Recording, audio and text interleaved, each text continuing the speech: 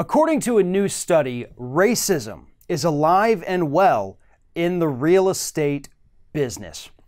A new study came out this week showing that real estate agents across the country are more likely to show African American home buyers homes in polluted areas near toxic waste sites than they are to show those same homes to equally qualified white home buyers. Basically, what's happening, according to this report, is that real estate agents are trying to push black people to buy homes in areas that are so polluted that it's almost guaranteed to make them sick. Meanwhile, they're almost refusing to show these same homes in these polluted areas to white people, even when income levels are consistent among the two groups. They're equally qualified to purchase these homes. They just don't want the white people to live in those polluted areas. Now, this report is actually based on information gathered by Housing and Urban Development, so gathered by the government itself, where they actually sent out actors, white actors, black actors, Asian actors, to pose as home buyers. Every single one of them came to a real estate agent with the exact same income level, exact same criteria, same everything. The only thing that was different was their race.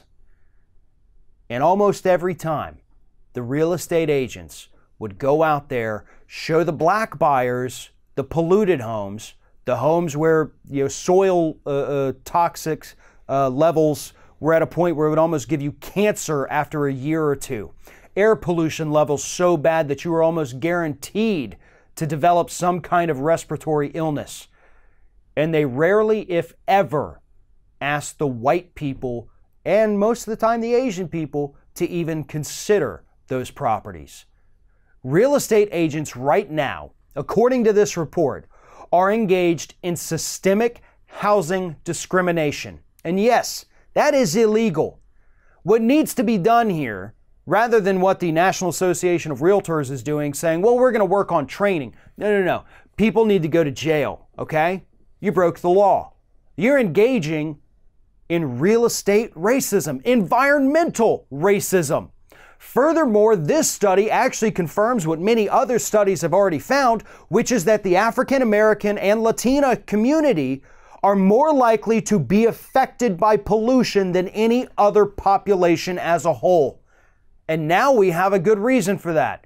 It's because we have racist real estate agents who may not even realize they're racist, but it's built into their industry to push minorities into these heavily polluted areas that eventually will get them killed or at least make them sick enough to help destroy their lives.